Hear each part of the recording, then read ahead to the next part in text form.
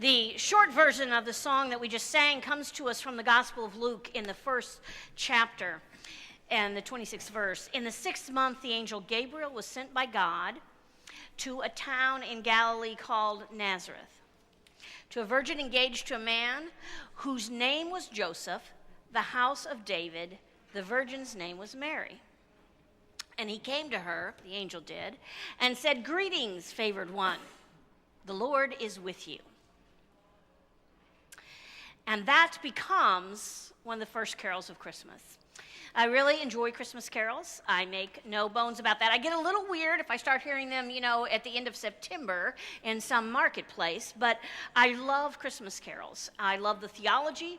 I love the way that, especially if you get down to like the 3rd or 4th verse, there is a lot of stuff that maybe we miss at times. I also know many pastors that when they're writing their sermons all year long, we'll listen to Christmas carols.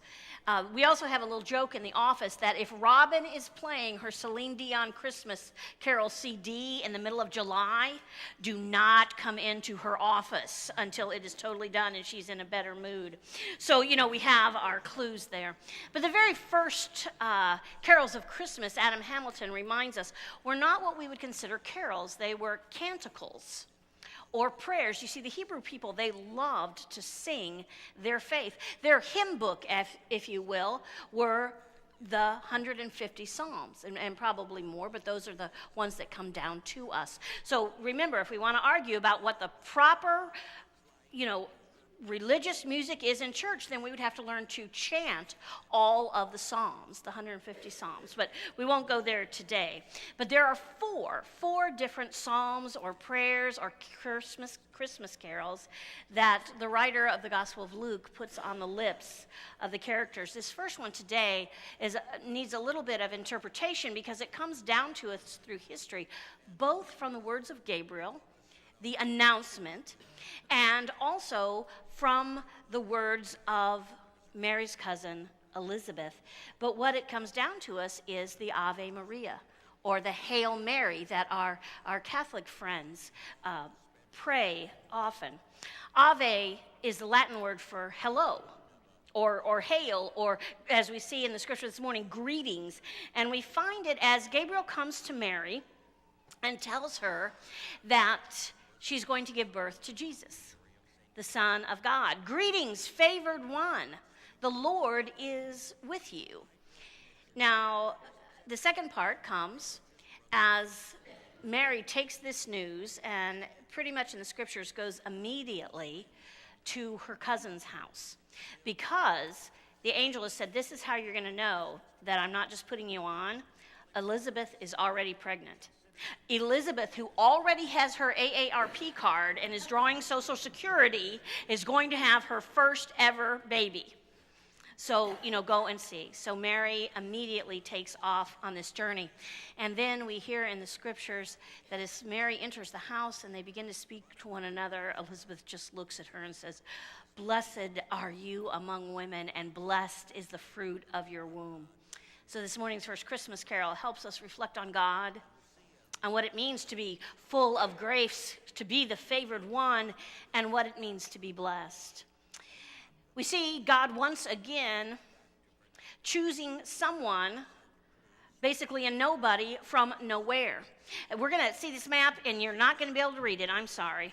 But let's just say the first third of this is where Nazareth would be, and then down at the very beginning of the bottom third is where Elizabeth would have lived at that time.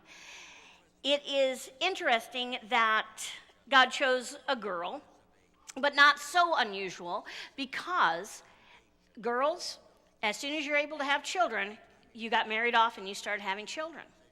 Boys, by the time you were about 14, as soon as you were done with your apprenticeship, so that you could earn a living for your wife and your babies, you'd get married. Let's see, Liam, how old are you? Or Logan, sorry. How old are you, Logan? You're turning 13 in a week. Do you have her lined up? Are you ready to make a home and have your babies? And he looks stunned, as he should. See, that is absolutely nothing that we would think of, in this point in time. But it was not that historically unusual.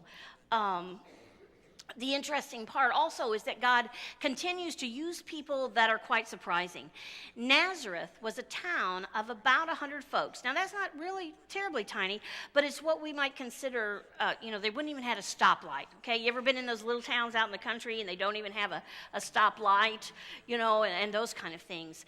And it was only almost a stone's throw away from a big city by the name of Sepphoris. And they know from archaeological digs that Sepphoris was the town. It had a full theater. It had real houses. See, in Nazareth, they were so poor, they were still burrowing out the limestone and stuff to make caves to live in. But in Sepphoris, there was housing, and there was a theater, and there were shops. But there was no Mary. That tells us something about God, and how God is not going to do the things the way the world thinks. And I keep thinking back to last week's video. If you missed it, I'm sorry, but a very wonderful angel would always keep coming back, and the refrain was, "They won't be expecting that." God continues to do things that are unexpected and work through unexpected people in surprising places. I mean, even when Jesus began to call his disciples, when one brother went to another brother and said, "Come, I think we found the Messiah. He's from Nazareth." Look at him. "Oh, Nazareth. Nothing good comes out of that town." Right? And Jesus said, "Well, I saw you. Come on," and changed his mind a little bit. But God does some unexpected things. The word of the Annunciation, the announcement, Gabriel announcing to Mary, think of that. A stranger shows up out of nowhere and gives an even stranger announcement. It even says that Mary thought, what an odd greeting. Hail, the Latin for Ave. Hail Mary, full of grace. Except we have to get even deeper than that. It's been a long time since I've thrown a Greek word at you, but we get a Greek geek word of the week this week, and it is this: kekeratomene. Kekeratomene. The middle of that, charis, like charismatic. It's also where we get the word charity now in our society. So he is coming to Mary and he's saying, "Hey, Mary, God has recognized you as full of this charism. Mary, God has recognized that you are full of charity, that you are grace-filled." See, God has a tendency not to use the powerful and mighty unless they're willing to be filled with grace. God doesn't use the movers and shakers, no matter how many connections they may have or how big their friend list is on Facebook, unless they're willing to be charitable and to be used in those God ways and not just in the ways of the power of the world. God has filled us with many, many stories of what it means to encounter someone who is grace-filled. And I have permission to share this story with you today. Betty Oliver is one of our church members. You may or may not know her. Some of you do. But Betty has had a really bad year. Betty has a wound that will not heal on her foot. It is dangerous. It is sent her to the hospital many, many times, and she is in the hospital once again. And as we were visiting, and I walked in, and I'll be honest, I did not expect to see sparkly Betty. Okay, because if you've been through what Betty's been through, but Betty was glowing, and Betty was very talkative, and we visited and visited, and she told me a kind of a simple story that started with, first of all, her own renewal. She said, sometimes I'm not sure where the world is going or what's happening with young people, because it's so easy to just think, those young people, what are they up to? She goes, but I have met so many nurses and doctors and technicians in training, and they are all really young people, and it has renewed my hope in humanity. And she said, just yesterday, I got to tell you, I had a nurse in training that was in my room. She goes, she was just so pretty and just so nice and so beautiful, and she had this great hair. And she goes, you know what, Robin? She brushed her hair out of the way and said, oh, I'm so sorry if my hair's hanging down on you. This is terrible hair. And, she kind of started doing this to herself. And Betty said, I just told her, well, what's the matter with you? You're beautiful. I was just thinking to myself how beautiful your hair is. Now, that sounds like a simple little thing, but what happened from that is it kind of broke open. And they didn't talk anymore about the woman's hairdo. They began to talk about this young woman's life and how difficult it is that she has an 18-month-old baby, and she and her husband are raising their child together. But she goes, I have to get my education to be able to do anything. And Betty says, she's saying, Miss Betty, it is so hard. But I just told my husband, you've got to take up the slack with the baby right now, because I have to be here for these clinicals, and I have to do this, and it's going to be 6 months, but I'm going to do it. And they talked and talked. And so, that enough would be enough, right? But remember, here's Betty, and Betty is in pain, and she's hooked up to IV antibiotics and all this kind of stuff, and life has just been a real bummer a lot for this last year, but she still has so much to be thankful for, and Thanksgiving before she went in the hospital. But here's also what happened. She goes, Robin, and she started laughing. And if you've ever seen Betty start laughing, Betty started laughing, and she said, next thing I knew, my room was full of these student nurses and student people. And she goes, I had practically a room full for well over an hour. And they were all just talking and laughing. And she goes, then finally I just had to look at him and say, I just got to know, where did you all come from? I'm enjoying this, but don't you have some work to do? Aren't they going to be looking for you? And they started laughing. And they said, well, Miss Betty, yesterday's nurse told us that if we were getting tired or we were getting stressed or we wondered if it was worth it, go to Miss Betty. Go spend some time in Miss Betty's room. Think of that, our own Betty Oliver. Hail Betty, full of grace. Grace-filled even in cruddy circumstances. But I would just about guarantee that there are people that heard from Betty Oliver who are going to tell somebody else, once I was having a really bad day and I thought I couldn't make it one more minute. And there was this patient by the name of Betty. Patient by the name of Betty. We never know when we're going to have an opportunity to be filled with grace. We may not even recognize it. Because, the stories that would be important, the importance of listening to someone else's story, the importance of putting yourself on the line, the importance of sometimes when you're even burdened and hurting, that God may put right in front of you. And you know what? Betty and I talked about what it means to still have a purpose even when you're really sick. And even when it seems like you can't even get out of your own house except to go back to the hospital. But God was not finished with any of them yet. And they ministered to each other in great acts of charity and kindness, the highly charitable ones, there in a hospital room at Mercy. As we hear the carol of Christmas, Hail Mary, full of grace, the Lord is with you, we reflect and we ask God, how do people see me? How do people see you? Are there enough times when they say that I am filled with grace? And maybe our prayer for this time of Advent and our formation is, help me become a person that is filled with grace. And if not at every moment, but then in the right moment, at the right time. The one to impart your grace and your love through me. The second part of the Hail Mary prayer or carol of Christmas, it is Mary greeting Elizabeth. Blessed are you among women, and blessed is the fruit of your womb. That really makes you kind of reconsider what it means to be blessed. And I don't think any Advent season should go by with that. Often we pray to be blessed in terms of comfort and ease and safety and no problems for us and our family and our church. But when Mary is blessed, it is a heavy burden to carry. It's a 10-day walk. That map from the top third to the bottom is a 10-day walk. She knows that every dream she had for her life with Joseph has perhaps been interrupted or changed. There is not going to be a big wedding. There is not going to be all the feasting. There is, she doesn't even know if she's going to be alive, folks, other than to trust God, because at that time, if you were found to be with child outside of wedlock, then you and the man were supposed to be stoned to death so that it would be an example to others.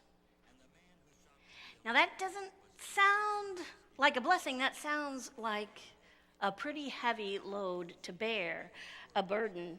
She is carrying the Son of God and this dangerous and terrifying secret. It didn't get a whole lot better even after Jesus was born, because you may remember that within at least 2 years, maybe even sooner, they're sent as political refugees into Egypt, away from everything they know, because Herod is killing all the baby boys under the age of 2 in Bethlehem. It could not get any easier. She hears people talk about her son and even wonders herself if he has lost his mind. And then Mary, as the gospel tells us, bore the burden of standing beneath the cross as Jesus was crucified. And you know what? I don't care if he was somewhere between 30 and 33, he was still her baby, right? Because mamas and daddies, they're always our babies, no matter how big they are. That is a burden to bear, to be a blessing to the world. William Barclay says this: the paradox of blessedness is great. The piercing truth is that God does not choose a person for ease and selfish joy, but for a task that will take all of the head and all of the heart and all of the hand that you can bring to it. In the Bible, blessing comes with requirement that it is passed along to others, all the way back to Abraham. Way in the Old Testament, some of the first stories, you're blessed to be a blessing to others. Adam Hamilton says if we don't figure that out, then we may actually miss the very purpose of our life. The purpose that God has called us for, whether it be big or small, whether it be in the hospital bed or on the streets of the city. A changed life can be really difficult to lead, and it can cost us a lot. In Adam's sermon, he used the example of Rosa Parks. You may remember Rosa Parks was, I think, the 41 or 42-year-old woman who on a bus in Montgomery, Alabama, was asked to get up at the end of the workday and move to the back because, quite frankly, if a white person needed a seat, they had to move to the back of the bus. And she just said no. It's interesting that one of the interviews with her, she goes, oh, all these people just keep talking about how I was tired because I got off work and I was too tired.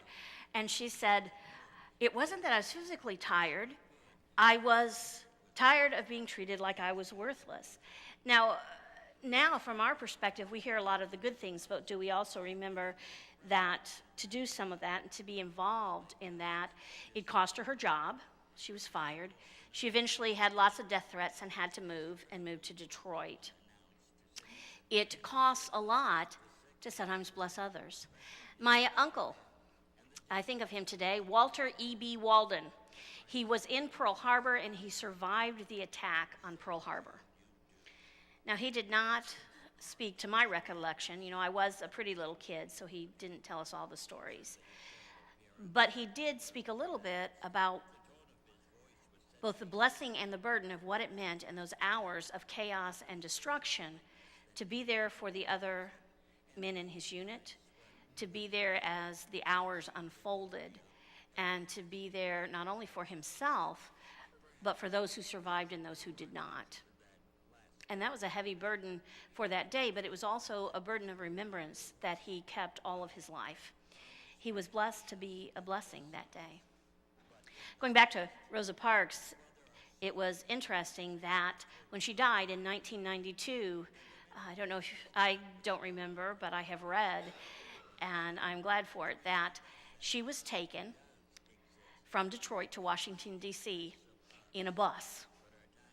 In the front of the bus, her casket was taken, her body was transported, and she is the only, and I don't know what word I should use, but like the only civilian, the only non-elected, she was not a government official. She's the only one to have been allowed to lay in state in the Capitol Rotunda of the United States.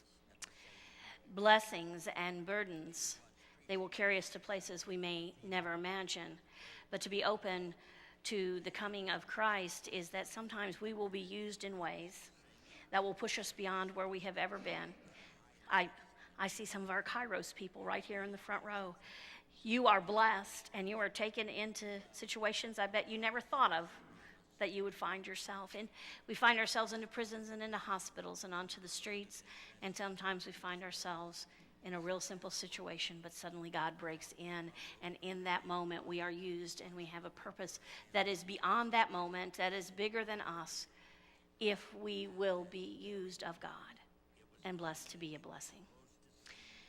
So perhaps the next question of the Christmas carol forming within us is, are we really praying for blessings for ourselves beyond just to be happy and to be safe? Now, there's no reason with praying for that. There's no reason not to pray for that. However, can we really say, God, use me? How will you use me today? How will you use your grace and your blessedness to flow through me in my life? That's being formed as the disciples of Christ. Use me, God. Bless me, use me for your good, so that as I come to the table and once again am filled with the presence and the love of Christ in a visceral and visible way, use me. Make me be that person filled with charity and grace. We come to this table.